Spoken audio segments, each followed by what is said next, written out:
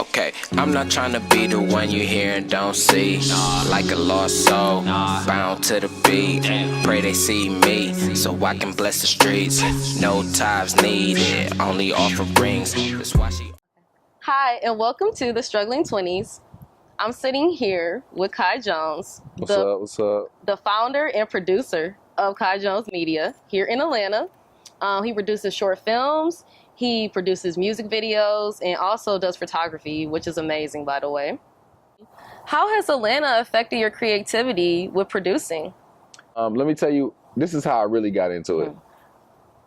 As crazy as it sounds, I used to have a jerking group.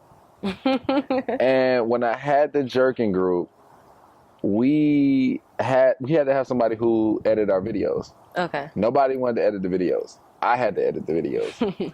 And I thought it was just, it was just fun. I was just on Windows Movie Maker, nothing big. But I mean, most of the time things start little anyway. Yeah. So from there, I just thought it was cool, like little effects. And in high school, I joined journalism and graphic design. And pretty much from there, I learned from the TV station, from the journalism. We had a TV show called LOL, and just producing, editing for that, I just kind of just fell into it. And Atlanta is just the city to do it. I feel as though I've been other places. I feel like Atlanta is very, very special for Black business owners. I feel like people in Atlanta just support each other, especially Black people.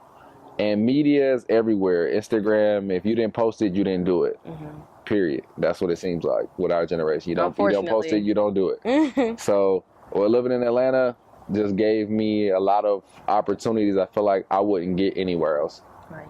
Because there's a lot of Black opportunity out here and like a lot of windows for you to be successful in Atlanta. Like, I can compare it to Cleveland. It's not that many windows open for us, and it's not that much opportunity, unfortunately, for Black people. Right. Because we're like segregated in different suburbs. I'm gonna keep it 100. When I hear about Cleveland, I just think about LeBron.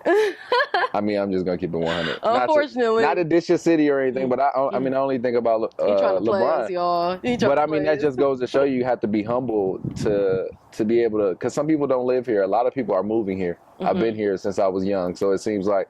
This just seems like, okay, I'm in Atlanta. It doesn't, it's just like when you grow up somewhere, it's like, really, y'all getting excited, but just being humble because of look at where you come from and what you're trying to do with your show. Pretty much. And I'm having a hard time. Like, it's hard to connect with even Black people in Cleveland to build. Like, we don't work as a team, unfortunately.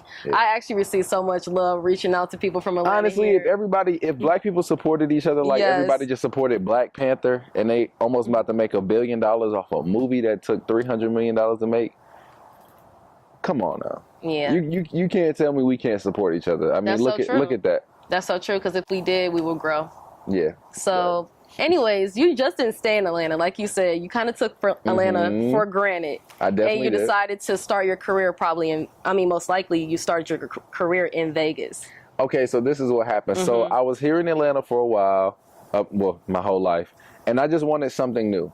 I had a cousin who, he hit the lottery for maybe like $2-3 million. He just got a nice house out there. He was, he got plenty of room. I pretty much like had the whole house, one side of the house to myself. So he was like, yeah, just come out here, cousin, try to do your business or whatever. And I just noticed it's just not the same. Like, I would take trips from Las Vegas to LA just trying to promote, and it just wasn't the same. I wouldn't say that I wasn't getting love. I was hashtagging everything I was doing in Atlanta, I was doing there. Okay. And I was just not able to come up with anything. So, and that's what I meant by the last question you just asked me about being in Atlanta, like that support from Black people. I mean, and it's not just Black people. I mean, it's a lot of different people, but like even the hashtags. So I went to Vegas. That didn't work out great. I was there for 2 months. I maybe had 4 shoots. Okay. And after that, of course, I wasn't giving up. I was just like, okay, it made me appreciate where I was. Yeah. So then I came back to Atlanta. Same strategy, and it worked. So, like you said, social media is very important, within building your business so far. I mean, now in our generation, what are some of your tactics that you use to promote through social media? Social media? Yeah. Definitely taking advantage of being able to change your page from a personal page to a business page, I think that's a great thing. Being able to see your statistics of when people get on and who's following you, the ratios. Mine is like Atlanta, New York, and Detroit for some reason, like where your demographic is. I think that's very important. Also to put money behind your work, like promoting it, as well as using your hashtags, as well as doing good work. So you're debating against or enrolling back into college. Like, how do you think that will impact your career if you decide to further your education? Well, honestly, my sister is the best real estate agent in Buckhead at Keller Williams. Shout out to my sister, Jamira Love.